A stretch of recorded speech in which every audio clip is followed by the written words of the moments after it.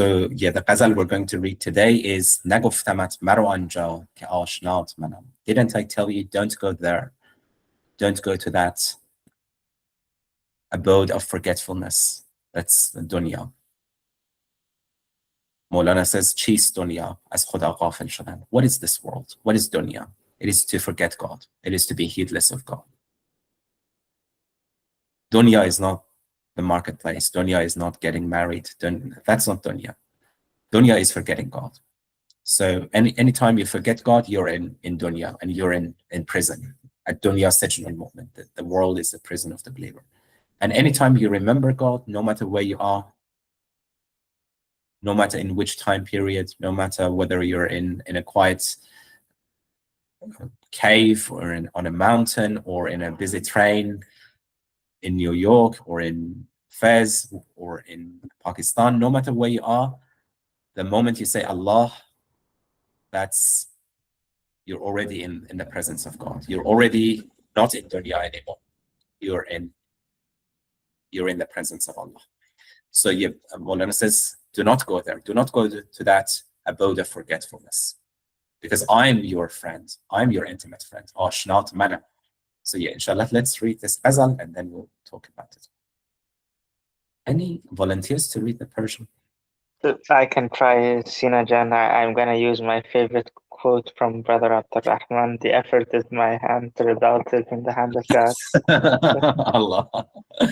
That's what counts. The effort. Bismillah ar-Rahman ar-Rahim.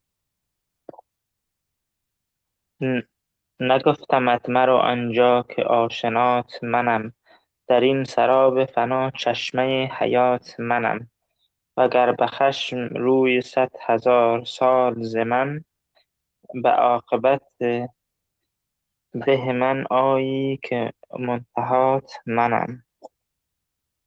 نگفتمت که به نقش جهان مشو راضی، که نقش بند سراپرده رضات منم. نگفتمت که منم بحر و تو یکی ماهی، مرو بخوش که دریای با صفات منم. نگفتمت که چون مرغان به سوی دام مرو، بیا که قدرت پرواز و پر و پات منم. نگفتمت که تو را رهزننده و سرد کنند، که آتش و تپش و گرمی هوات منم. نگفتمت که صفتهای زشت در تو نهند، که گم کنی که سر چشمه صفات منم. نگفتمت که مگو کار بنده از چه جهت، نظام گیرد خلاق بی جهات منم. اگر چراغ دلی دان که راه خانه کجاست، وگر خدا صفتی دان که کت خدات منم. Ayvallah. Thank you, Ali Jan.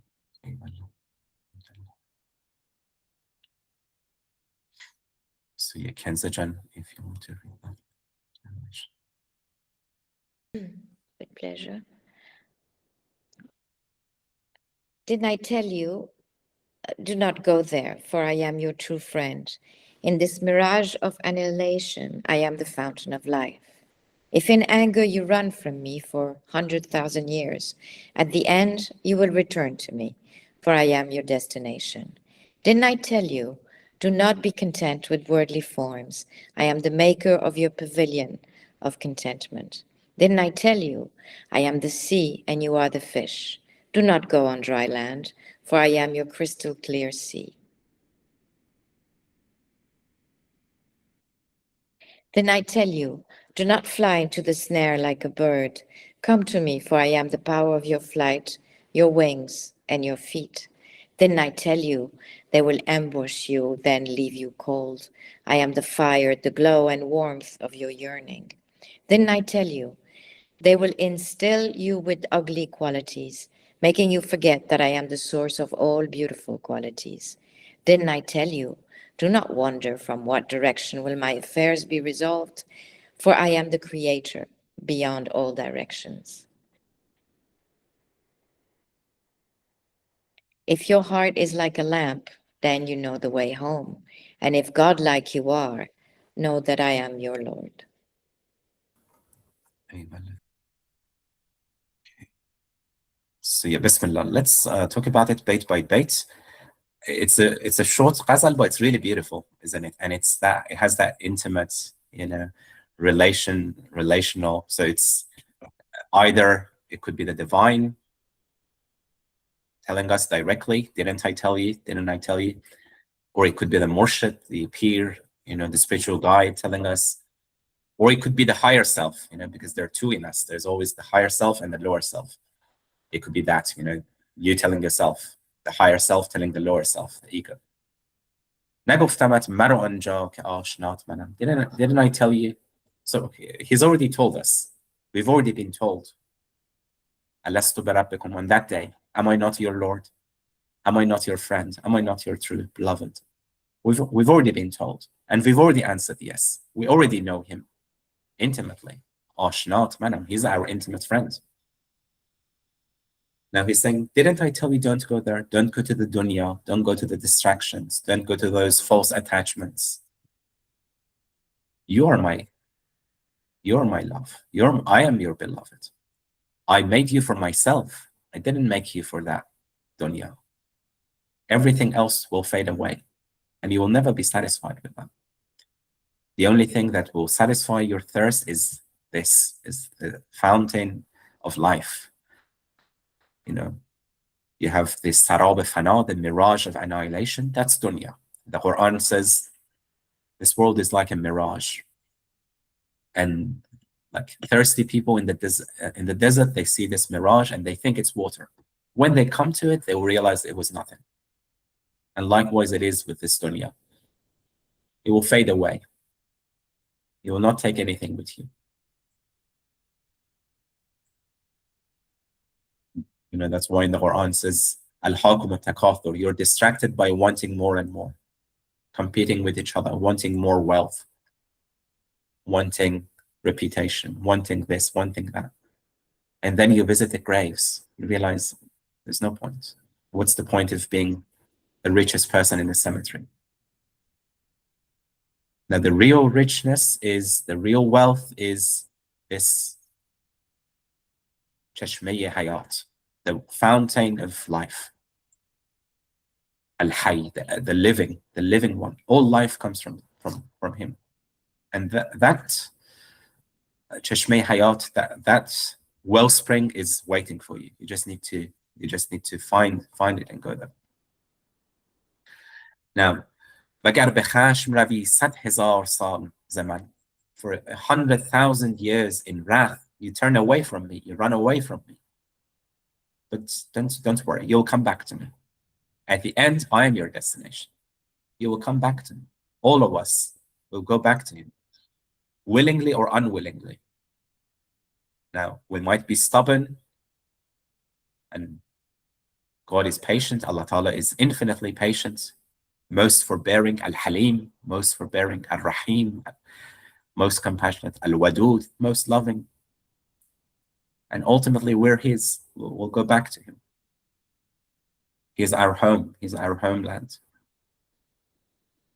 He's the beginning. He's the end. It's just like the Sufi master. Someone comes and asks for counsel, and the counsel, the spiritual advice is go home. And then he goes home, comes the next day, and then he says, go home. And then ultimately what that means is we need to go home. We need to make that inner journey to our inner destination. That's our home is Allah. Our home is the presence of Allah. نگفتمت که به نقش جهان مشو راضی. Didn't I tell you that do not be content with the form of the world? So you have the reality of the world, the essence of the world, but you have the form. Do not be content with the form. The form is, oh yes, having a nice home, having a comfortable couch, having this, having that. Do not be content with that. And you cannot be content with that. With the dunya, you always want more and more. Nothing will satisfy you. با 300 را بیابی و سزد حیله ها سازی برای 400. If you find 300 gold coins, you desire to have 400. If you have 400, you want 800. Because you're not made for this. Your heart is not made for this dunya. So Mullah says, don't be satisfied with Naqsh Jahan, with the painted forms of this world. Naqsh Jahan is also, a famous square in Isfahan that was built, much later than Maulana. That was during the Safavid period, and unfortunately it was bombed a couple of days ago. But yeah, Maulana says, don't forget the painter and focusing all just on the painting. No, focus on the painter. And when you focus on the painter, on the fashioner, on al-musawwir, then you will find rida, you will find contentment. Because that's what we are made for. That's what we're made for. And, Maulana has the imagery of, that infant who's, they give him different things and he's not satisfied until they give him milk, the mother's milk. And then that infant is satisfied. And Maulana says, that's us. The only thing that will satisfy us in this world is dhikrullah, remembering Allah. Otherwise, you give us the latest entertainment, you give us the latest TV. Yes, we're busy for that for a while, maybe a week, maybe 2 weeks, maybe a month, maybe 2 months. But then we want something else. We're not satisfied. We don't find that deep pleasure and deep contentment that we find in dhikr. نگفتمت که منم بحر و تو یکی ماهی مرو به خشک که دریای با صفات منم. Didn't I tell you I am the ocean, I am the sea, and you are a fish? For Maulana, always the symbol of the lover of Allah is the fish. The fish is never tired of the sea, of being in the sea. The fish always wants more and more and more of the sea, swimming back and forth in the sea.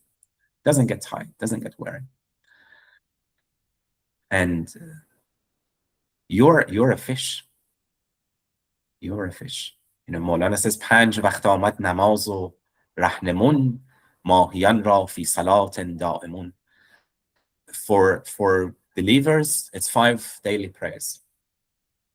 Yeah, you pray 5 times a day. But for the fish, 5 times a day is not enough. Fi salatihim da'imun. They're always in prayer. They're constantly in prayer, which means everything they do, they're always praying. They're always remembering Allah. They're always mindful of Allah. So, maro b'choshk. Don't go on dry land. Dry land, again, is forgetfulness, is heedlessness. Daryāye ba safāt manam. I'm your crystal clear sea. I am your ocean. And all the joy of this fish is being in the ocean. If the fish is separated from the ocean, what happens? It will die. It will die eventually. It will be suffocated. And that's heedlessness suffocates us. You feel that tightness in your chest. You feel that sense of suffocation. Yes, Kanzaj. Yeah, I just want to point something regarding the translation. You'll see a lot of words that are repeated. Like I could have put sea and then ocean, or but it's because it's a dialogue. Sometimes Maulana uses the language itself as a metaphor to what he's trying to express. So in one bait, each verse kind of answers the other one. So in English, it doesn't, because this, you want to put, I am your crystal clear ocean, or, to contrast with the sea. But I've respected kind of Maulana's writing. So as I said, the writing itself is also an expression of what he wants to say, that constant dialogue between the one who says, didn't I tell you, and the one who's listening. So just wanted to point that out. Yeah, Allah, beautiful. Yeah.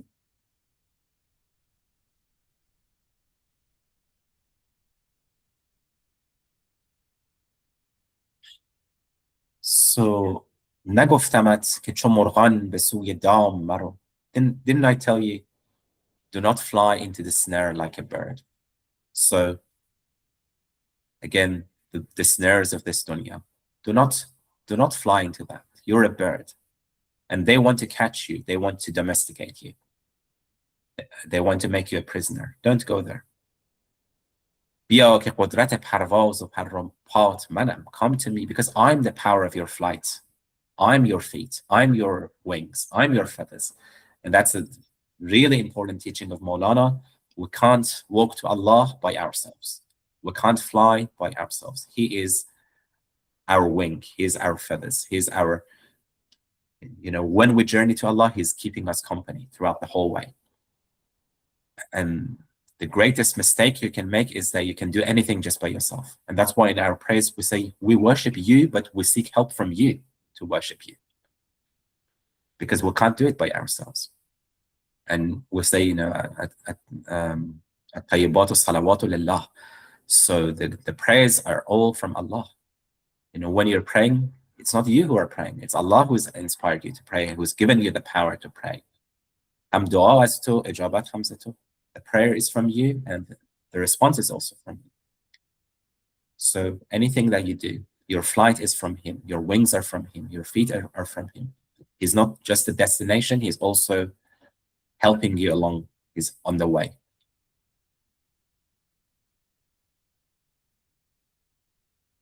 Any comments, reflections so far?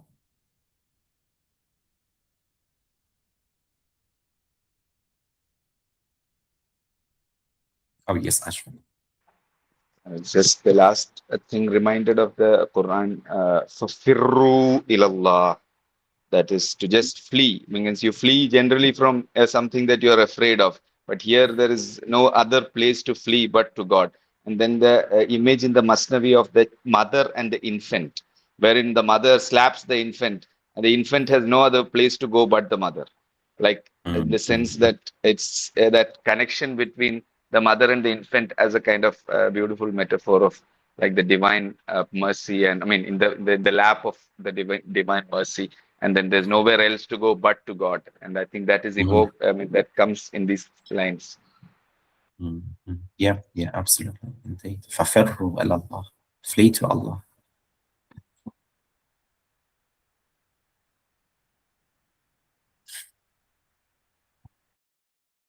نگفتمت که تو را ره زنند و سرد کنند. Didn't I tell you they will ambush you, they will waylay you?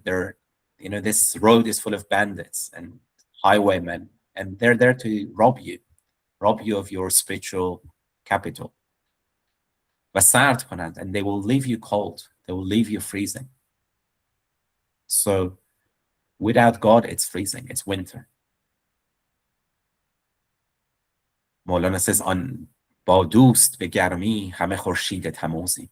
With the beloved, we're so warm, we're like the summer sun, midsummer sun. And without him, بی دوست همه افسرده, we're all frozen like the winter months.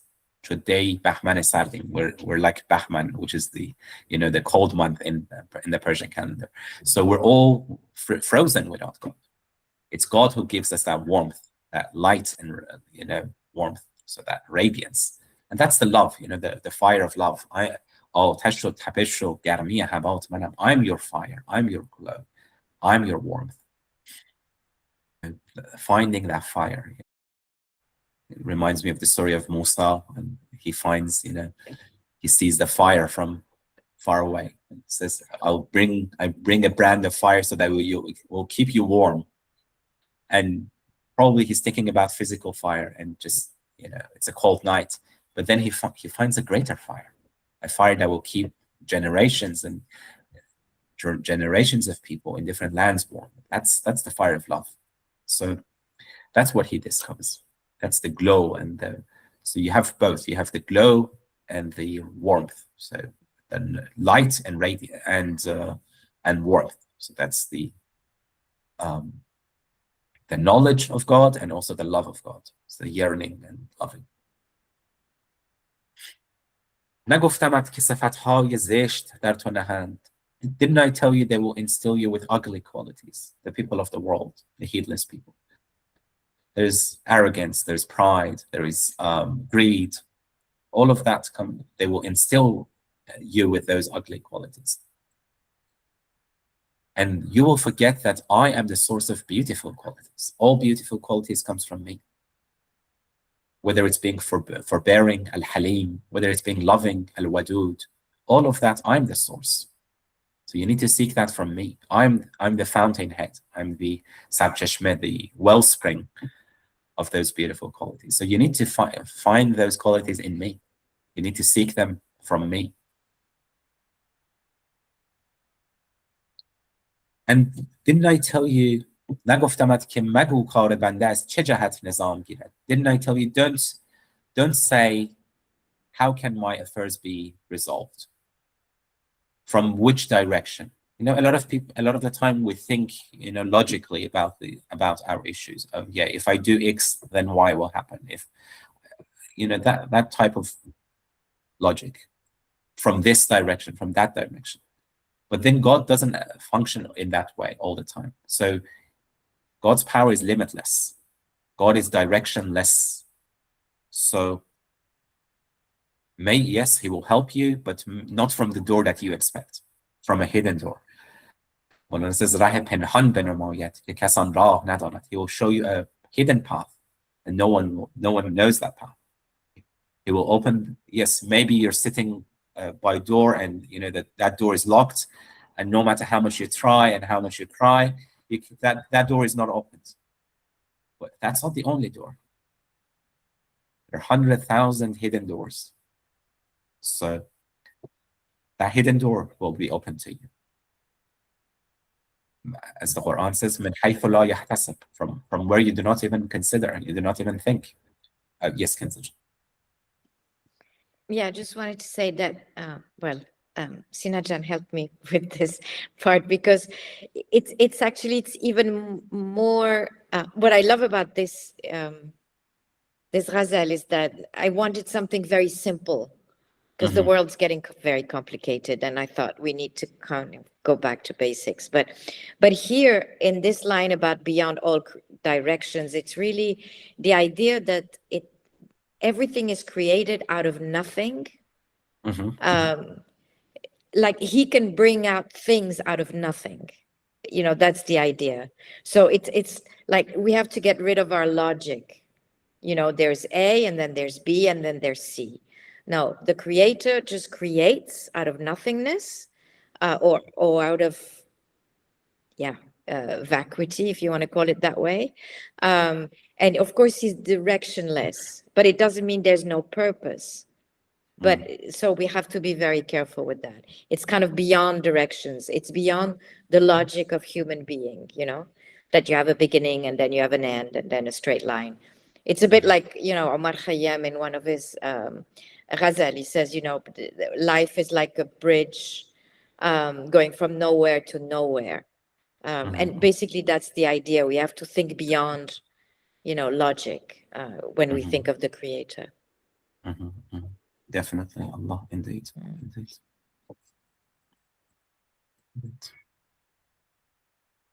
Oh, yes, Ali.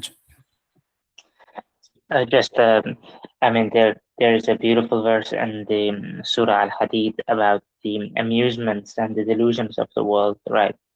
أعلم أنما الحياة الدنيا لعب ولهو وزينة وتفاخر بينكم وتكاثر في الأموال والأولاد, which is a beautiful summary of, in some sense, the development of the different stages of human being, right? When you are not close to Allah, when you're a child, then you're busy with play, and in some sense you're kind of heedless, and then as you develop, then you become obsessed with gaining luxury and gaining status and position, and you boast of your position in society, and you think that you have become more sophisticated than you were when you were a child or a teenager, but in reality you're just as heedless.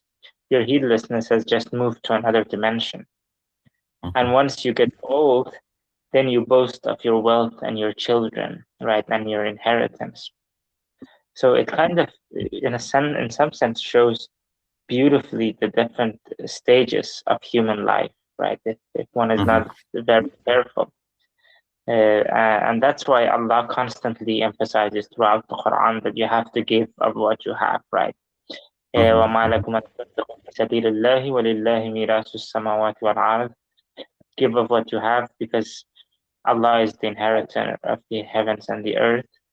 And there are multiple reasons for that, right? The first reason being that you actually, by giving back what belongs to Allah, you attest to Allah's existence, right? And you give the right that Allah has upon you. So that brings you full circle back to Allah. And it becomes a form of worship. And it also kind of invokes humility, right? When you know that you don't, in essence, own anything, but you are just borrowing from Allah. But now we are unfortunately living in a world where humility is kind of lost art, right? It's constantly about boasting and gaining attention, etc.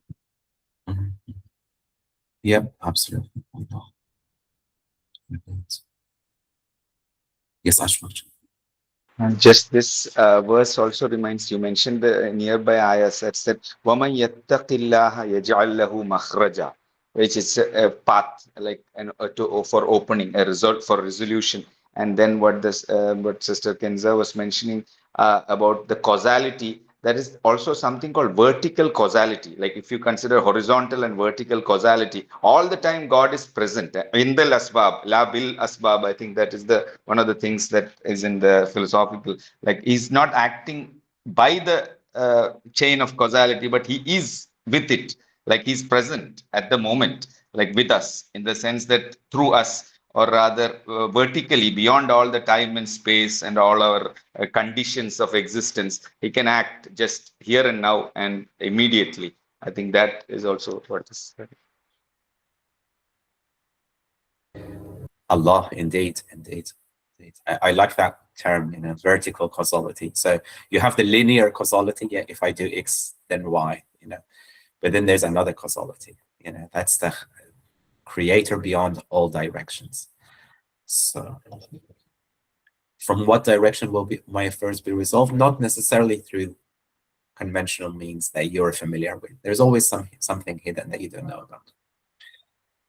Yeah, Maulana says, اگر بر تو ببندد همه ره‌ها و گذرها. If you find all doors locked, all roads blocked, don't despair, don't lose hope. راه پنهان بنماید. He will show you a hidden way. کسان راه نداند. No one else knows that path.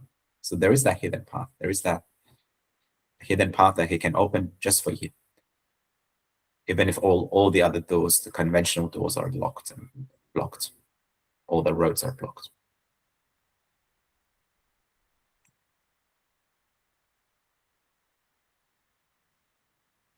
So the last bait of this ghazal is اگر چراغ دلی دان که راه خانه کجاست. If you're چراغ دل, it's a beautiful, compound adjective. Your heart is a lamp, and you have that lamp within your heart.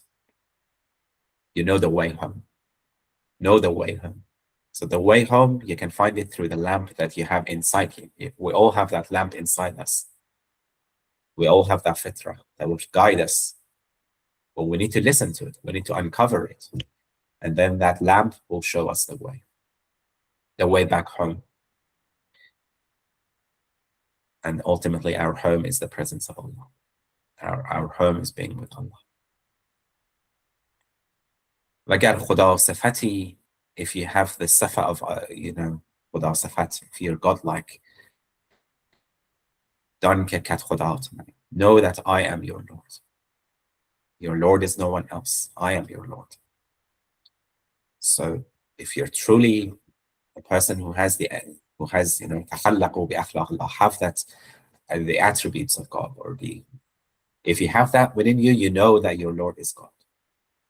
So again, there has to be, only if you have that within you, you can see it outside. You can only look at the sun if you have the sun in your eyes. If you're sun-like, you can only see beauty if you're beautiful yourself. You can only recognize that Allah is the Lord. Allah is the beloved. If you're Khuda Sifat, if you realize that in yourself, and you have that lamp inside you and within you. Yeah, any comments, reflections? Yes, Ashfaq. Oh, I was just thinking, but that was from the previous time. But just it just was hello. It continued. So I was just thinking that regarding the second bite, it's you mentioned about Musa alayhi salam.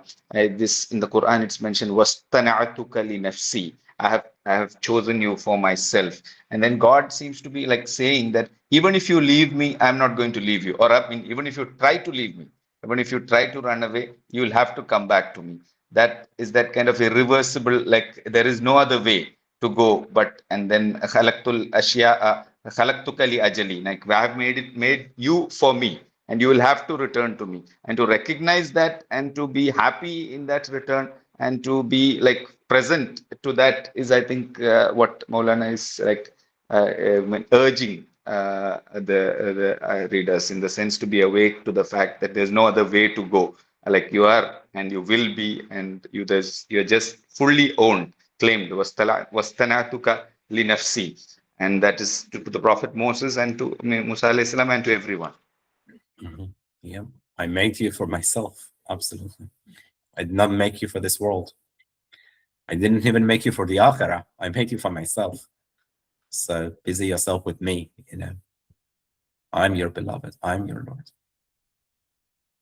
So may we all, inshallah, find this lamp within us, in our hearts, and the brightest lamp, that's Siraj and Munira, being with the Prophet ﷺ, turning our face towards that sun, towards that bright sun, bright lamp.